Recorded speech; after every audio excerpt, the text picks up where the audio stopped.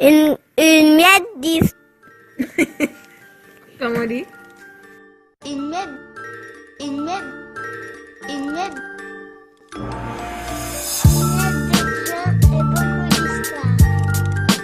Une miette de gens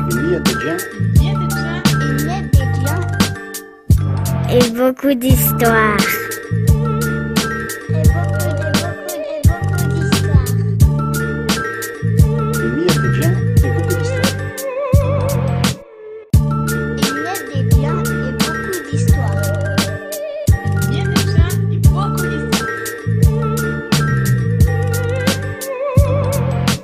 Une miette de vin et beaucoup d'histoires.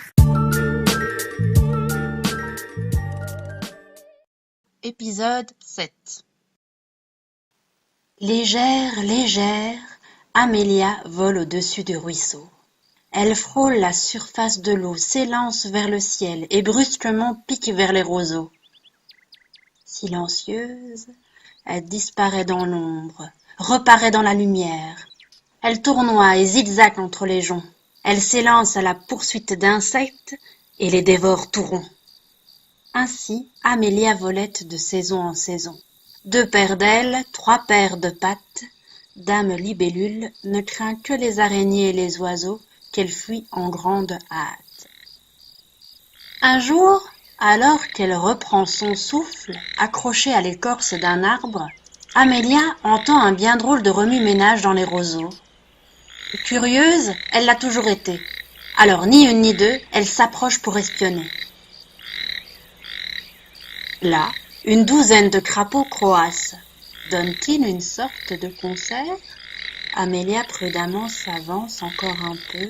Elle est tout près et peut mieux observer maintenant.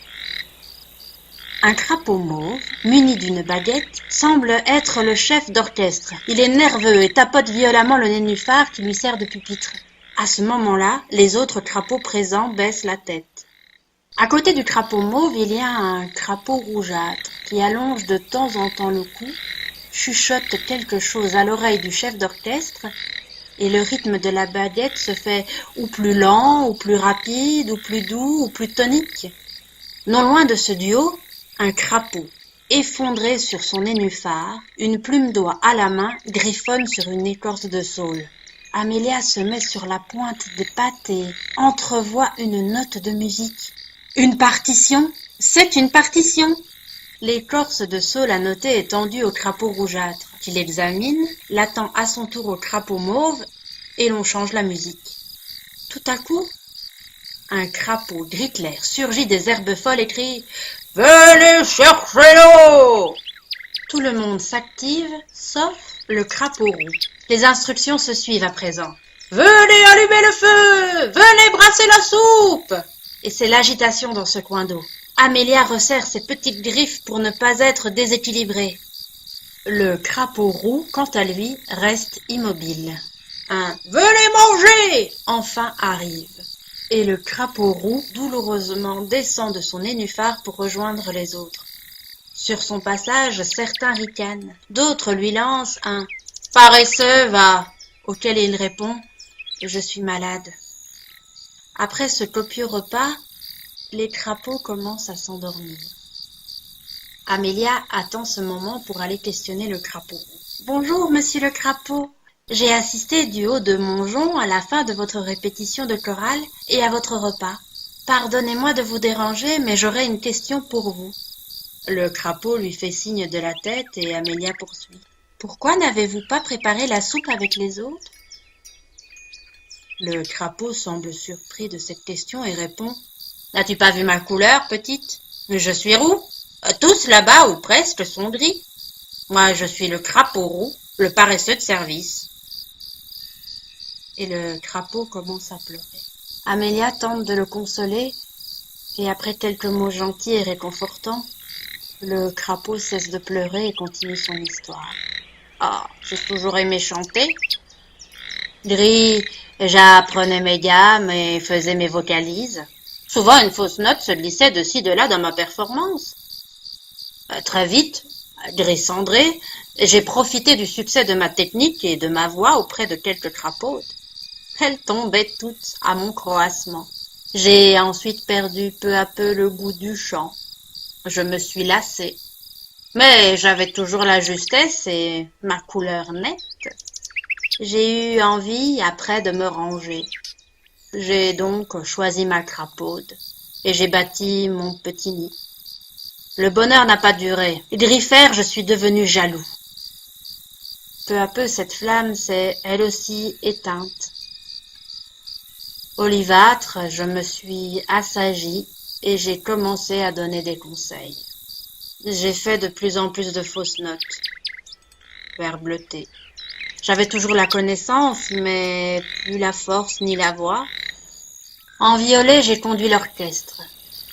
Puis, avec les rhumatismes, je suis devenue rougeâtre, à conseiller celui qui maintenant dirigeait l'orchestre à ma place.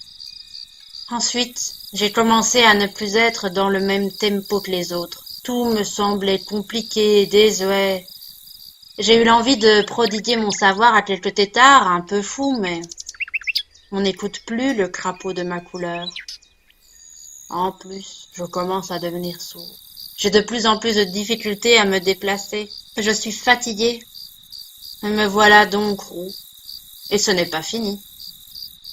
Ah bon? Répond Amélia surprise. Le crapaud tournant la tête lui dit: Si vous voulez tout savoir, posez vos questions au crapaud qui ne mange plus. Cette feuille morte là-bas? Demande Amélia. Le crapaud la regarde et le sourire en coin lui rétorque: Avez-vous déjà vu une feuille morte en mai? C'est la rouille des ans, ma petite. La rouille des ans. La rouille, c'est être rongé, abîmé, fragilisé, et peu à peu détruit. Il n'y a pas que les années qui endossent ce rôle, n'est-ce pas? Je vous laisse y réfléchir. Légère, légère, Amélia vole au-dessus de la feuille, au-dessus du ruisseau. Elle frôle la surface de l'eau, s'élance vers le ciel et brusquement pique vers les roseaux. Silencieuse, elle disparaît dans l'ombre, reparaît dans la lumière. Elle tournoie et zigzague entre les joncs. Elle s'élance à la poursuite d'insectes et les dévore tout rond.